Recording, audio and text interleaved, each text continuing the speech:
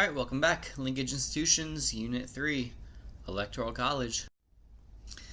Alright, so we're just finishing up here. I would say the last video has the really important stuff, to be honest. Just a few more things to make sure that everything comes together. What if nobody gets 270 electoral votes? Because we said that that's how much you need to win. So if you don't get 270, what happens then? Well, it's going to be that the House of Representatives, they decide the election.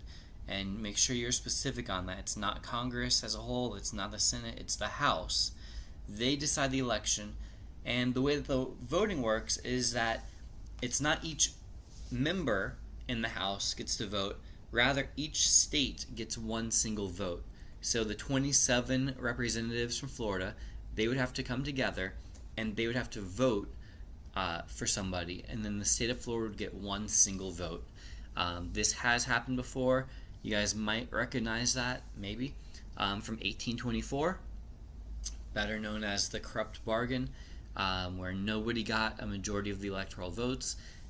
Obviously, you see Andrew Jackson was winning, but John Quincy Adams became president because Henry Clay, Speaker of the House, he threw his support to him in exchange for becoming Secretary of State.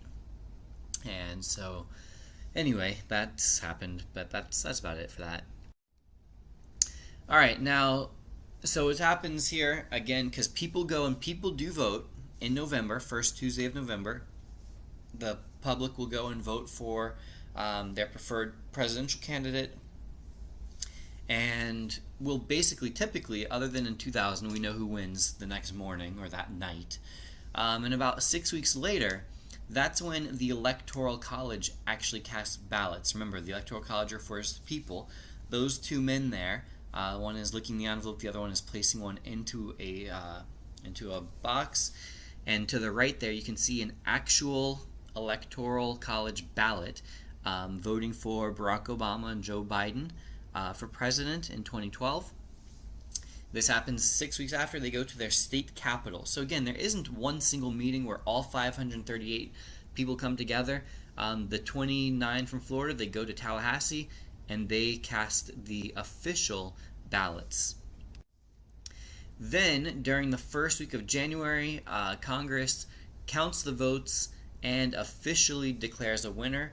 I chose that picture because Al Gore, as vice president, his job is actually to be president of the Senate. We'll talk about that later in the year. But he's the one who officially certifies the election.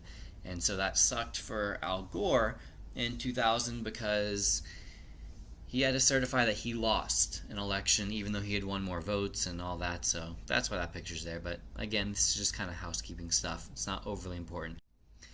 On the other hand, these last two slides are a little bit more important. So one of the results or effects of the Electoral College, and again, I would put a star by this one. The AP test likes to ask about this. It distorts the margin of victory. And what that means is it makes it seem like the election was a blowout when actually the popular vote probably indicates that the election was much closer than it appears via the electoral vote. So look at the graphic I have here for you. This is the 2008 results. And if you only look at the electoral vote, Obama has 365 electoral votes, way over the 270 he needs. John McCain only has 173. And if you look at that, Obama has more than double the amount of electoral votes as John McCain. So if that was all you looked at, you would think Obama absolutely demolished John McCain. He got twice as many electoral votes. But then if we look at the popular vote, we see, oh wow, it wasn't that big of a blowout after all. Now, this is a decently wide margin. Obama won basically 53 to 46%. So he did win by 7%, which is a pretty healthy margin of victory, but that's still a lot closer because the electoral vote makes it seem like he had twice as many votes, and he really didn't. He had a few percent more. So this is something the Electoral College kind of skews the results a little bit. Excuse me. So then we have the question, well, why don't we get rid of the Electoral College? Because it is very unpopular. Most Americans have repeatedly, for decades, said that we should get rid of it and just do a popular vote. So why not? Number one, it would require a constitutional amendment. The reason for that is that the Electoral College is in the Constitution, and then it was updated in the 12th Amendment.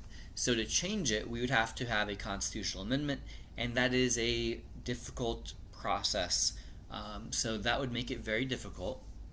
And then the second reason we already talked about in the last video, how it actually benefits small states. Small states are overrepresented. So ironically, the small states, they don't want it to go away because it actually kind of gives them more importance than they would have otherwise. And it helps the two major parties, and that's because of the winner-take-all feature that most of the states use. It makes it very tough for third parties to influence the Electoral College. So neither small states nor the two major parties, and honestly, swing states also wouldn't want to see this go away either. So it's very unlikely to go away anywhere soon. This has been a LaMoney production.